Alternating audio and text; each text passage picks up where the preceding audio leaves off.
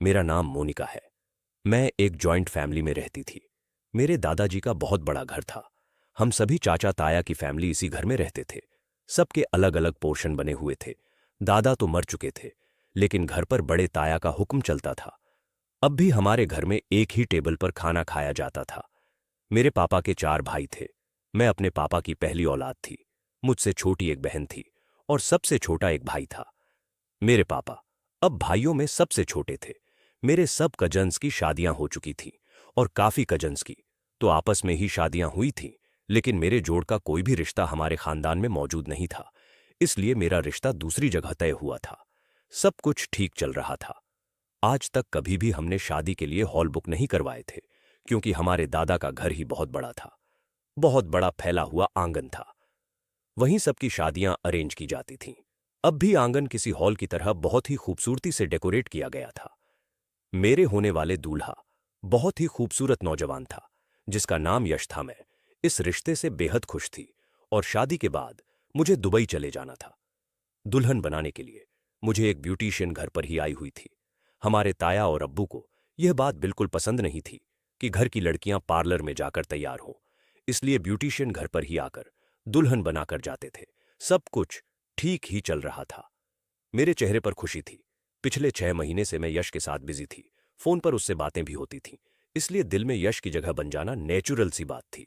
कल ही वह मुझे फोन पर कहने लगा कि मोनिका, शादी का लहंगा मैंने तुम्हारे लिए खुद पसंद किया है, तुम उसमें बेहद खूबसूरत लगोगी। और वह सच कह रहा था। दुल्हन बनने के बाद जिसने भी मुझे देखा था, मेरी बहुत तारीफ की थी। मैं दुल्हन बनी हर स्टेज पर बैठ गई थी। मेरे सब कज़न ने यह इंतजाम किया था कि शादी के मंत्र से पहले बीच में एक बारीक सा नेट का पर्दा लगवाया जाएगा और शादी के रस्मों के बाद उस पर्दे को हटा दिया जाएगा। इसलिए दोनों तरफ स्टेज बने हुए थे। मेरी सारी कजन्स और सहेलियां मुझे यश के नाम पर परेशान कर रही थीं। दुल्हन बने हुए मुझे अब 2 घंटे गुजर चुके थे। अब तो सब लोग ही बारात के आने का बेसब्री से इंतजार कर रहे थे, क्योंकि रात के 12 बज चुके थे। मेरे पापा ने कई बार मेरे ससुर को फोन किए थे, लेकिन वह लोग बस यही कह रहे थे कि बस अभी हम निकलने ही वाले हैं। आपको तो पता है कि ऐसे कामों में देर हो जाती है। लेकिन आधे घंटे गुजर जाने के बाद तो मेरे पापा को गुस्सा आने लगा। कहने लगा, हमने आपसे पहले ही कहा था कि हमारे घरों में वक्त की बहुत पाबंदी की जाती है। और उसके बाद जो बात मेरे होने वाले ससुर ने बताई थी, उसने तो जैसे हम सब पर कयामत ही तोड़कर रख दी थी। वह कहने लगे कि हम खुद बहुत परेशान हैं। ना जाने यश कहाँ चला गया है। हमें कब से उसी का इंतजार है। हम तो 11 बजे ही बारात लेकर निकल जाते, लेकिन यश कुछ देर का कहकर गया था और अभी तक लौटा नहीं है। उसका फोन भी बंद जा रहा है। जैसे ही वह आता है, हम बारात लेकर पहुंच जाएंगे। लेकिन यह देर तो लंबी से लंबी होने लगी थी। धीरे धीरे रात के 1 बज गए थे। लोगों में अब बातें होने लगी थीं कि जरूर कोई गड़बड़ है। मेरा दिल यूं था कि सूखे पत्ते की तरह कांप रहा हो। सब मेरे पापा से कहने लगे कि यह लोग बहाने बना रहे हैं। लड़के की शादी उसके माँ बाप ने उसकी मर्जी के बगैर जबरदस्ती करवाई होगी, तभी वह घर से भाग गया है। अब आपकी बेटी पर तो दाग लग गया है। जिस लड़की की बारात ना आए, उससे भला कौन शादी करता है। अब आपकी बेटी से शादी करने के लिए अब कोई नहीं आने वाला। ऐसी लड़कियों के घर की दहलीज पर कोई उन्हें बिहाने नहीं आता, जिनकी बारात या तो वापस लौट जाए या फिर आए ही नहीं। हमारे समाज में ऐसी लड़कियों को मनहूस कहा जाता है। मेरे पापा हालांकि अपने भाइयों में सबसे छोटे थे, लेकिन उस वक्त उनकी रंगत बिल्कुल सफेद पड़ चुकी थी। अपनी उम्र से काफी बड़े लगने लगे थे। अपने पापा की हालत देखकर मेरे भी आंसू बहने लगे थे। वहां पर मौजूद मेहमान अब वापसी के लिए अपने अपने घर लौट रहे थे कि तभी मेरे ताया ने एक ऐसा फैसला सुनाया कि जिसने मेरे पैरों तले से जमीन निकाल दी थी। कहने लगा, यह लड़का हमारी इज्जत के साथ खेल गया है। इसने हमें समझा क्या है। हमारी बच्ची का तमाशा बनाएगा और हम खामोशी से देखते रहेंगे। मोनिका की शादी आज ही होगी। आज ही उसका निकाह होगा। यह सुनकर हम सब लोग हैरान हुए थे। सबसे ज्यादा हैरत तो मुझे हो रही थी, क्योंकि मेरे ताया के तो सारे बच्चे शादीशुदा थे। ताया अब्बू कहने लगे कि मोनिका का निकाह अमित से किया जाएगा। यह सुनकर तो मेरे होश उड़ गए थे। जितनी हैरान मैं थी, उतना ही हैरान अमित भी था। वह मेरे पापा से बड़े भाई का सबसे छोटा बेटा था और मुझसे 4 साल छोटा था और मुझे अपनी बड़ी बहन कहता था। अभी सिर्फ वह 16 साल का था। जब उसने यह सुना तो सबके सामने कहने लगा कि ताया, अब्बू क्या हो गया है आपको? आप कैसी बातें कर रहे हैं? मोनिका बहन मुझसे 4 साल बड़ी है। मैं उन्हें अपनी बड़ी बहन की तरह मानता हूं। मैं यह शादी नहीं करूंगा और ना ही मेरी शादी की। अभी कोई उम्र है। उसकी बात 100% ठीक थी। लेकिन जब से दादा का देहांत हुआ था, हमारे घर में फैसला आया। अब्बू के ही चलते थे। उन्होंने बुरी तरह से अमित को डांट दिया था। कहने लगे, खबरदार, यह हमारी इज्जत का मामला है, इसलिए चुपचाप यहां बैठो और शादी करो। लेकिन अमित ने साफ मना कर दिया।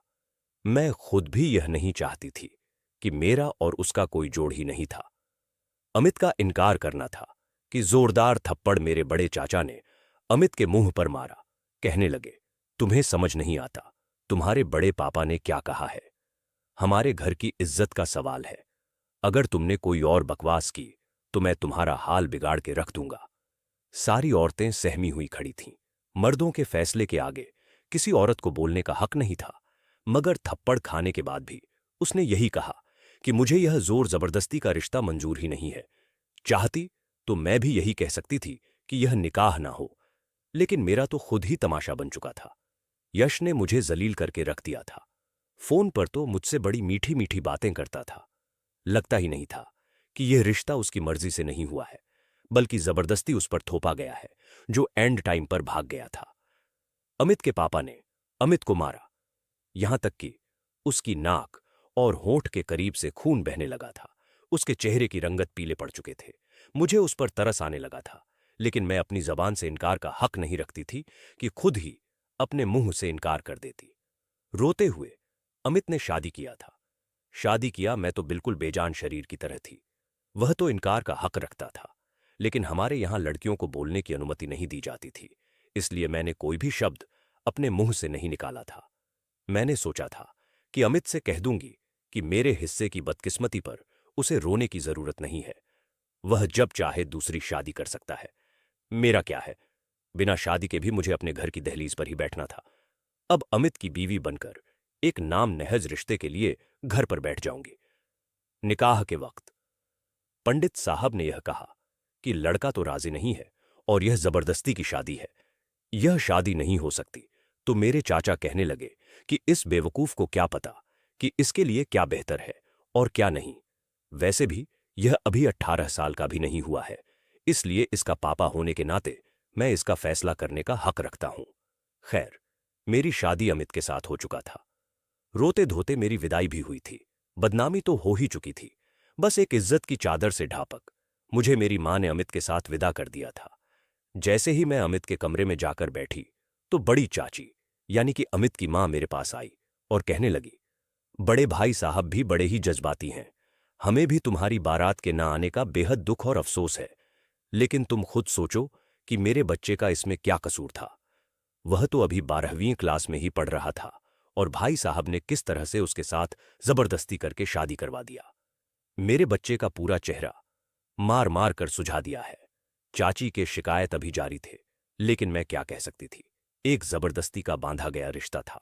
और उसके बाद जो बात चाची ने मुझसे कही थी, मेरी तो आंखें शर्म से झुक गई थीं। उस बात को सुनकर मेरा जी चाहा कि यह जमीन फटे और मैं उसमें समामा जाऊं और चुल्लू भर पानी में डूब मरूं। किसे कहते हैं, शायद उस वक्त मुझसे बेहतर कोई नहीं जानता होगा। चाची कहने लगी कि मेरा बेटा हर बात से अनजान है। मुझे तो लगता है कि अभी तक यह ठीक से जवान भी नहीं हुआ। उसे नहीं पता कि सुहागरात में क्या क्या करते हैं, इसलिए तुम भी उससे दूर ही रहना तुम्हारे लिए ज्यादा बेहतर है। मुझे तो लगता है कि तुम्हें कुछ साल इंतजार करना पड़ेगा। यह कहकर चाची कमरे से बाहर चली गई थी और मेरी आंखों से आंसू बहने लगे थे। क्या अब यही सुनना रह गया था? कुछ ही देर में अमित बड़े गुस्से से कमरे में दाखिल हुआ था। पूरे कपड़े मिट्टी से सने हुए थे, क्योंकि बड़े चाचा ने उसे बहुत मारा था।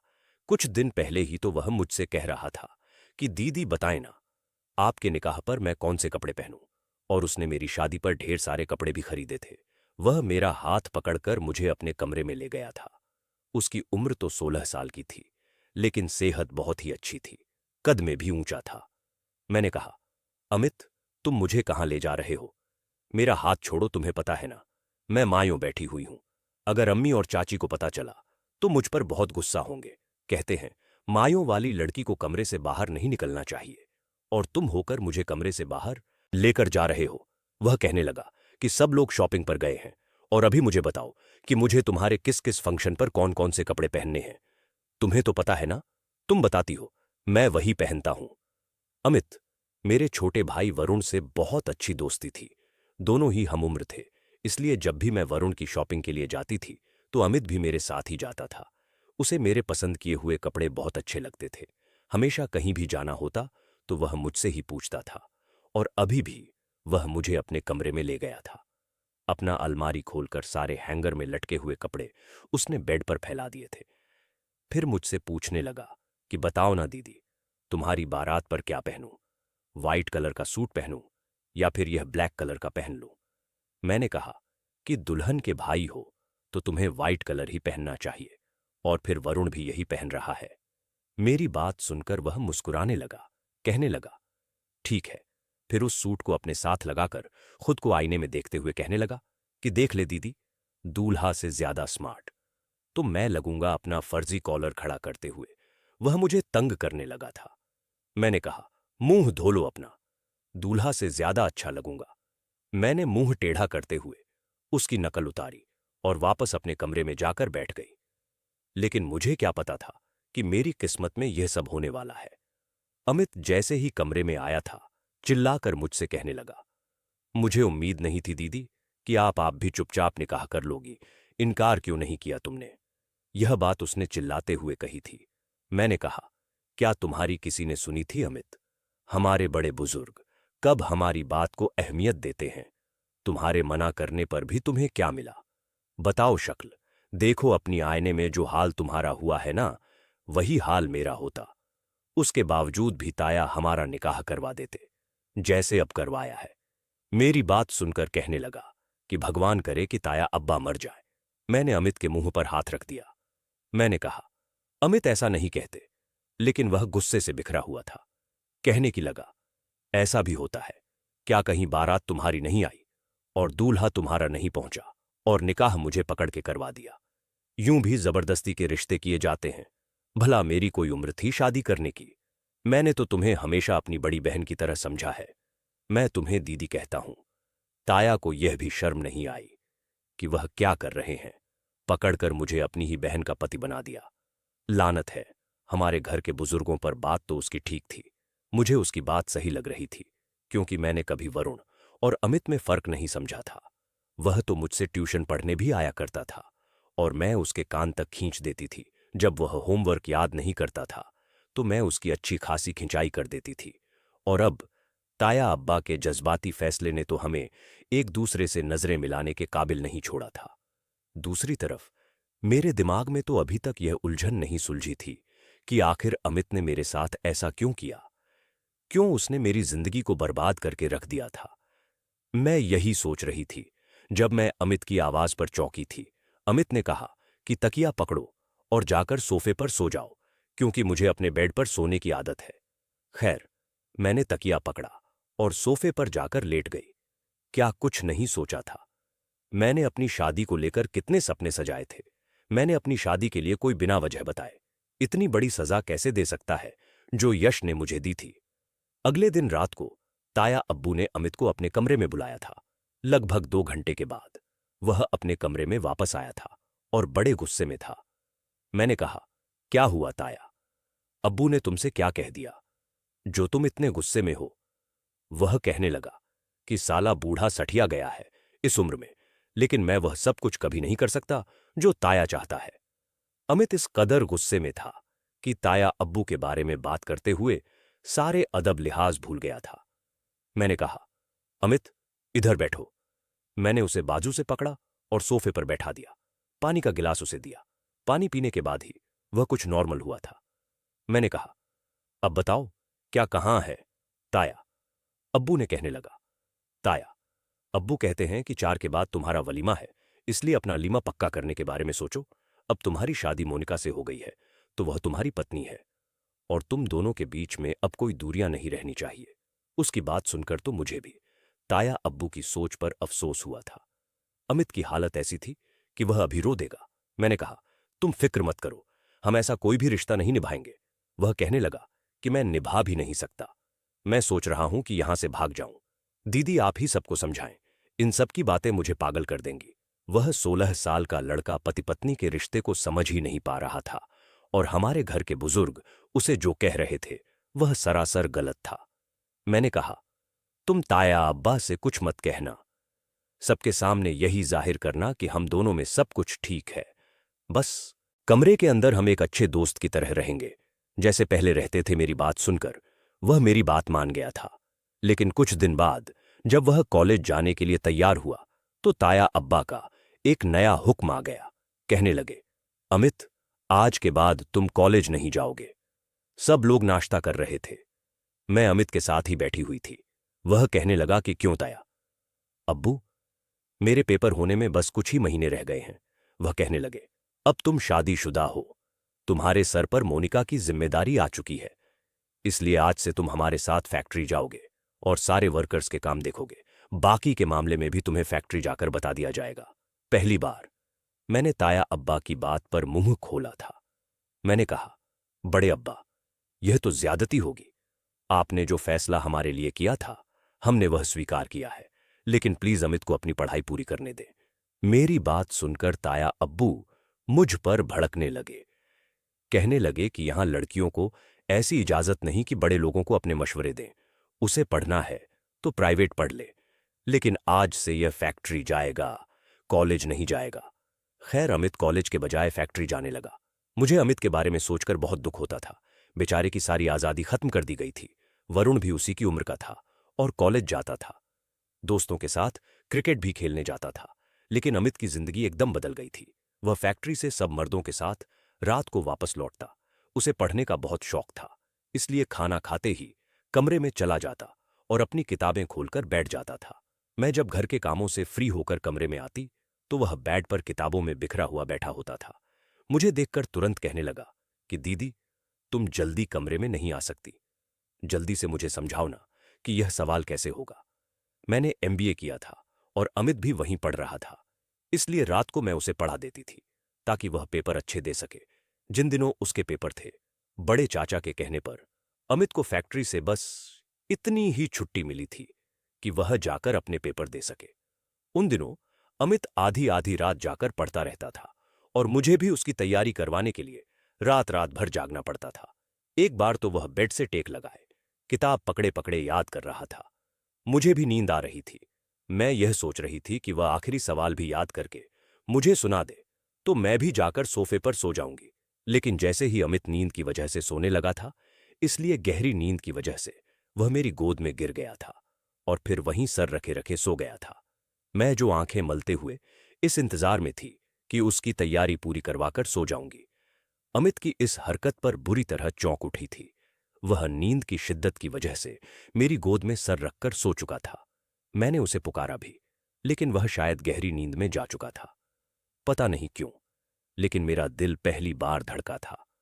उसको इतने करीब देखकर मैंने उसे पीछे करना चाहा, लेकिन वो अच्छे खासे डील डॉल का लड़का था, इसलिए मेरे हिलाने झुलाने पर वह जरा भी नहीं खिसका था। मजबूरन मुझे बैठना पड़ा था। मैं अमित से थोड़ी दूर में आकर बेड पर ही लेट गई और सोने की कोशिश करने लगी, लेकिन गहरी नींद की वजह से मुझे होश ही नहीं रहा था।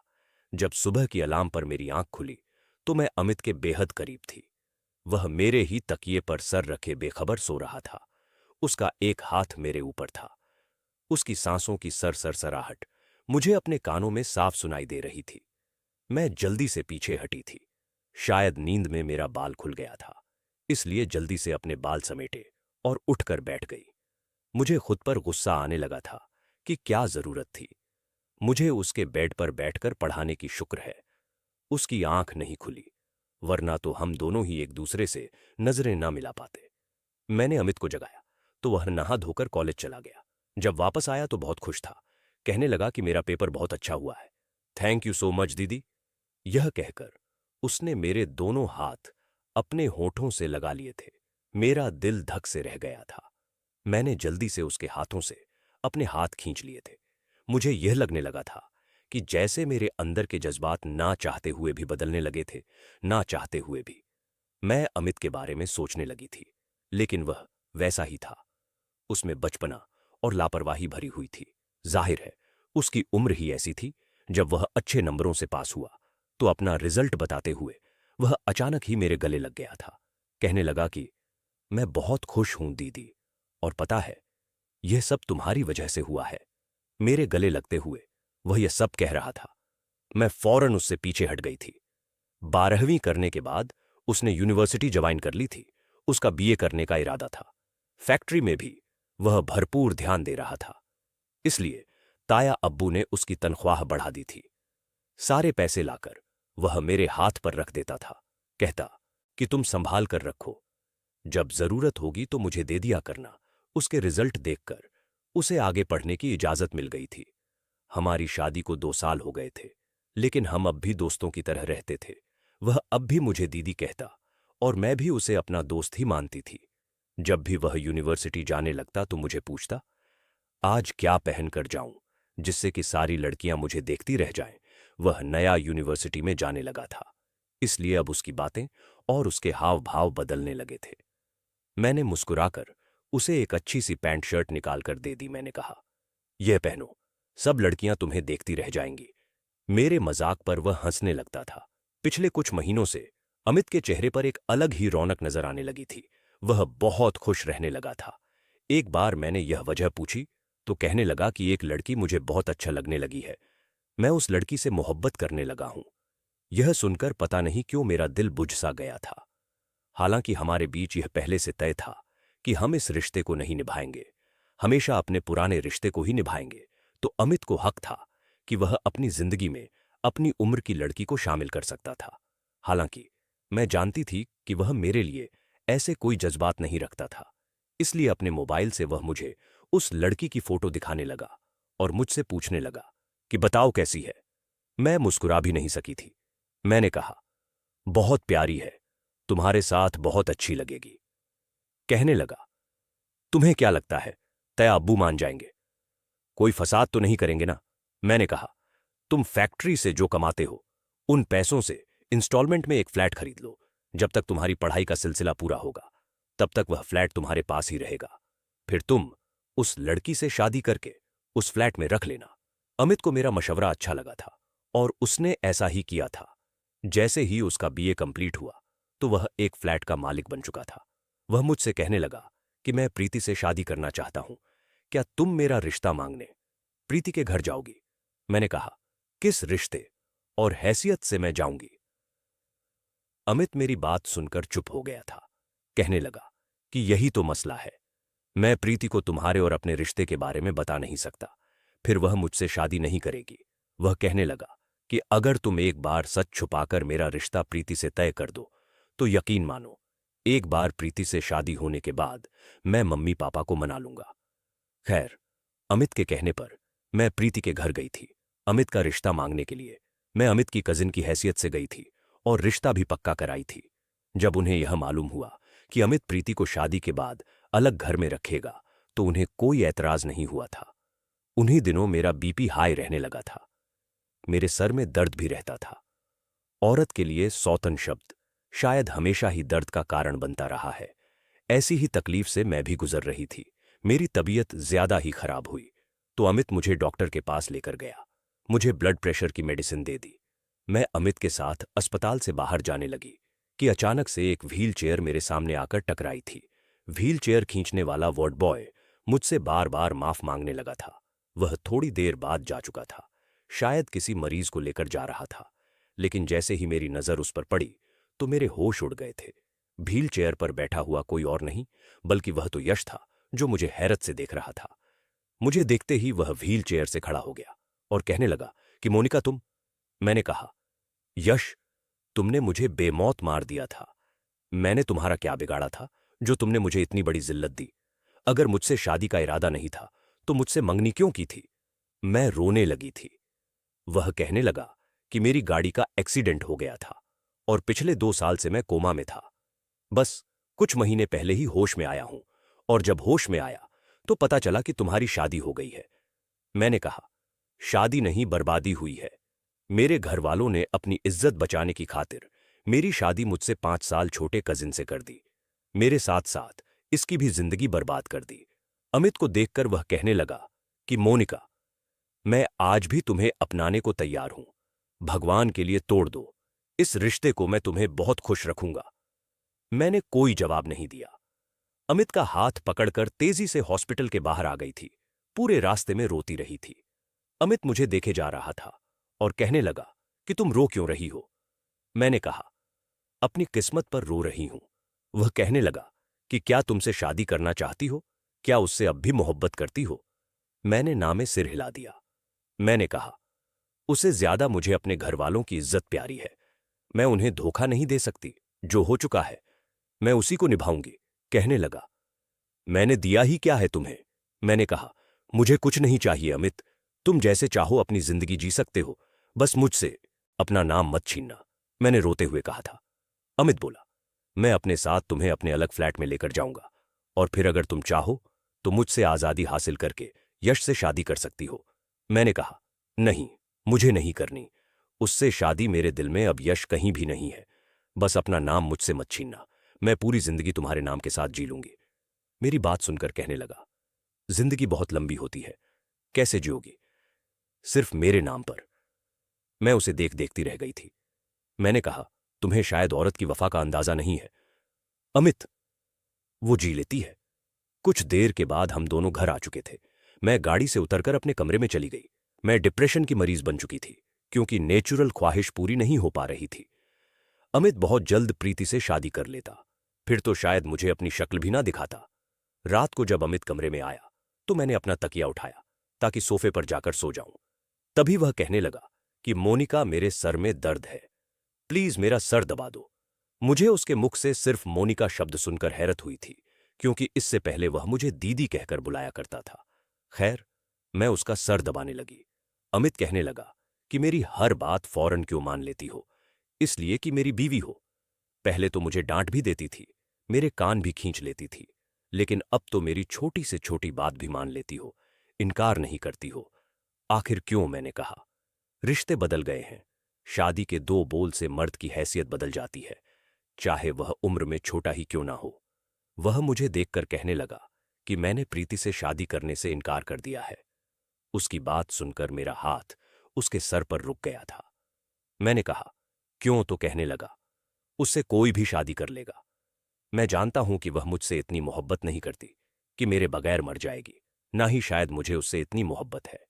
मैंने ने कहा, फिर भी तुम्हें हक है अपनी जिंदगी अपनी मर्जी से जीने का। वह कहने लगा, और तुम सिर्फ कुर्बानी के लिए रह गई हो। मोनिका, बोलो, जवाब दो। उसने मेरे दोनों हाथ थाम लिए थे और उठकर भी बैठ गया था। कहने लगा, आज मैं कामयाबी के जिस मुकाम पर खड़ा हूं, सिर्फ तुम्हारी वजह से हूं। ताया अब्बू के गलत फैसले पर नुकसान मेरा नहीं, तुम्हारा भी हुआ था। फिर मैं क्यों तुम्हारी जिंदगी को जहन्नम बनाऊं? मैं इतना भी पत्थर दिल नहीं हूं। यह कहकर उसने मेरे दोनों हाथ अपने होठों से लगाए थे। मेरा दिल जोर से धड़का था। मेरे नाम के साथ तुम मेरे साथ जिंदगी गुजारने की भी हकदार हो। यह कहकर उसने मेरे बालों को कलेक्टर से आजाद किया था। मुझे बड़ी मोहब्बत से देख रहा था। कहने लगा, मुझे अंदाजा ही नहीं था मोनिका कि तुम्हारे बाल इतने हसीन हैं। तुम बहुत अच्छी हो। जानती हो, मर्द को औरत का न शायद इंप्रेस करता होगा, लेकिन उसकी वफाएं उसे खरीद लेती हैं, और तुम्हारी वफा ने मुझे खरीद लिया है। यह कहकर अमित मेरे करीब आ गया था और मुझे बाहों में समेट लिया था। मेरे रोते सिसकते दिल को एकदम सुकून आ गया था और मैंने सुकून से अपना सर अमित के चौड़े सीने से टिका दिया था। शादी के रिश्ते की हकीकत का अंदाजा अमित को शायद अब हो चुका था। आपका क्या ख्याल है? क्या वाकई औरत की वफा मर्द को खरीद लेती है?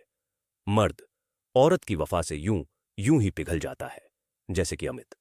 अब मैं अपने पति के साथ बहुत ज्यादा खुश रहती हूं। दोस्तों, क्या अमित ने मुझे अपनाकर सही किया है या गलत? कमेंट बॉक्स में जरूर बताएं दोस्तों।